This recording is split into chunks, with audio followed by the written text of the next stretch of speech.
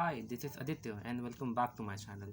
And इस video में हम क्लास 11 का चैप्टर नंबर 7 पढ़ेंगे जिसका नाम है सेल डिवीजन। ओके, सो हम शुरू करते हैं बिना किसी देरी के। तो पहला पॉइंट का लिखा है मैंने, life of all multi cellular organism start from a single cell called zygote. हम जितने भी मल्टी सेलुलर ऑर्गेनिज्म हैं हम सब की लाइफ किससे शुरू होती है? जाइगोट से। अब जिसे जाइगोट नहीं पता मैं बता दूं कि जब स्पर्म एंड ओवम फ्यूज़ होते हैं, ओके, उसके बाद एक सेल बनता है जिसे हम क्या कहते हैं? जाइगोट। इसी जाइगोट से पूरा का पूरा एक बेबी डेवलप हो जाता है। ओके, तो वो कैसे होता है? दूसरी चीज़, कभी भी हमें कहीं चोट लगती है तो हमारे वहाँ के सेल्स क्या हो जाते हैं? डैमेज हो जाते हैं। बट कुछ दिनों के बाद वो जगह पूरी हील हो जाती है। ओके, तो वो कैसे होता है? It is all because of the cell division. तो सेल डिवीजन एक बहुत इंपॉर्टेंट प्रोसेस है जिसे बहुत लोग फॉर ग्रांटेड लेते हैं। मीन्स लोगों को पता नहीं होता कि क्यों हो रहा है। इस चैप्टर में हम यही पढ़ेंगे कि सेल डिवीजन है क्या। होप तुम्हें बेसिक समझा होगा कि सेल डिवीजन हम क्यों करते हैं। सेल डिवीजन से हाँ, एक जाइगोट मल्टीप्लाई होके मीन्स एक सेल से ढेर सारे सेल बनते हैं, उससे पूरा का पूरा एक बेबी डेवलप हो जाता है।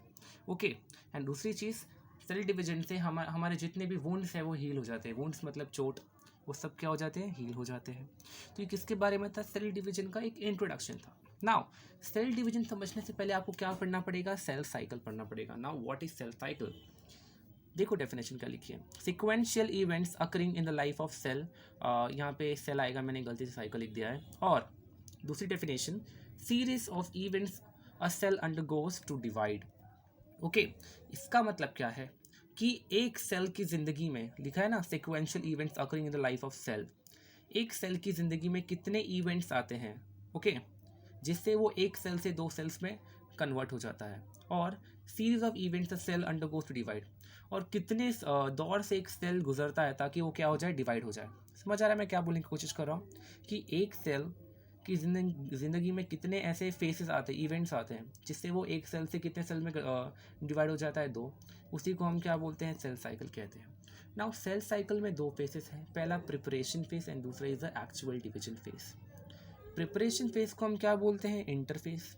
Where as actual phase division को हम क्या बोलते हैं? The M phase. Now M phase में दो होगा, या तो माइटोसिस होगा या तो मियोसिस होगा। ओके, यहाँ तक समझ आया? या तो माइटोसिस होगा या तो मियोसिस। ओके, पक्का यहाँ तक समझ आ गया।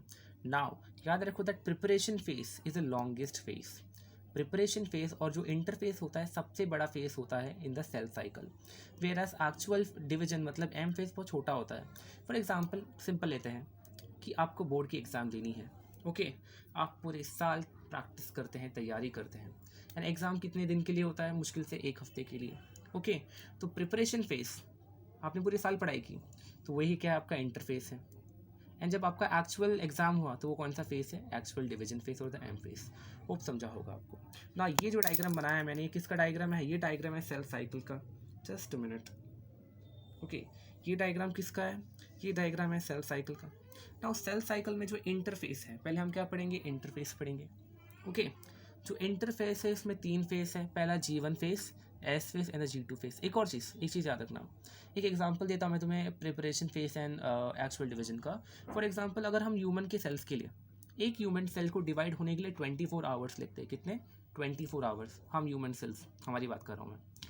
तो हमें एक सेल में 23 आवर्स क्या चलेगा? सिर्फ और सिर्फ प्रिपरेशन फेस चलेगी। सिर्फ 1 घंटे में डिवीजन होगा। समझ रहा हूँ मैं क्या बोल रहा हूँ?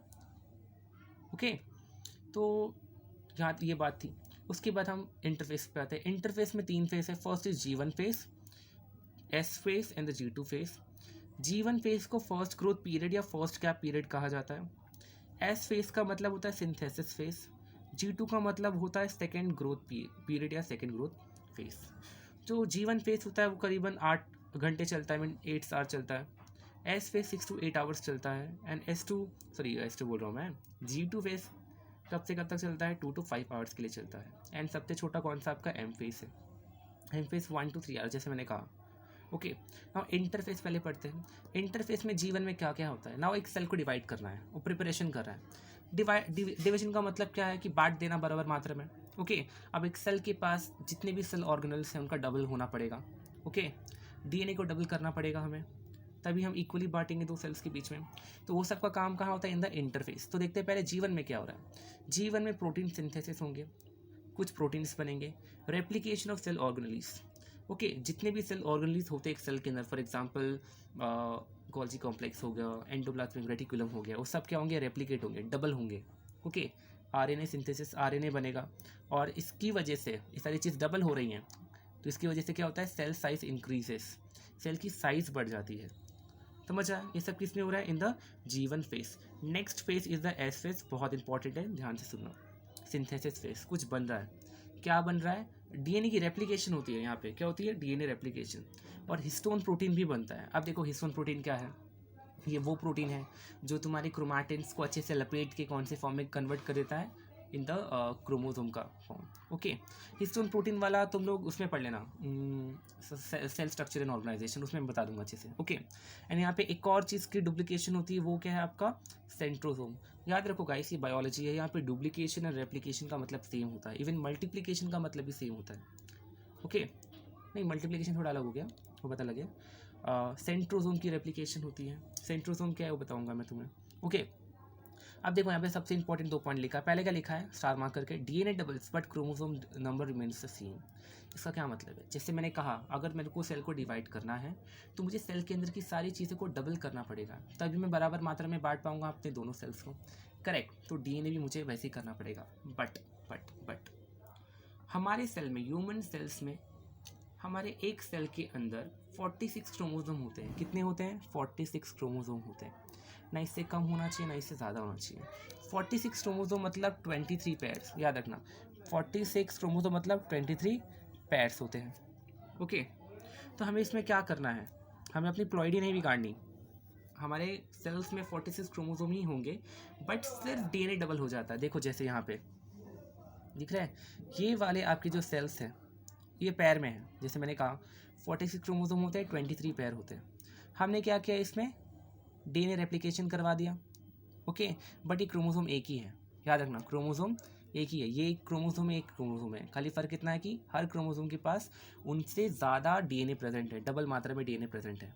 ओके बीच में क्या ये सेंट्रोमियर है, एंड उसके बाजू में जो ग्रीन ग्रीन दिख रहा है छोटा वाला, दिस इज काइनेटोकोर, एंड इसी काइनेटोकोर से आपके स्पिंडल फाइबर अटैच होंगे। याद रखना चीज़, लोग ये भूल जाते हैं, सब लोगों को लगता है कि स्पिंडल फाइबर कहाँ अटैच होता है, इन द सेंट्रोमियर, नहीं, याद रखोगे तुम लोग, स्पिंडल फाइबर कहाँ अटैच होते हैं, एट दी काइनेटोकोर।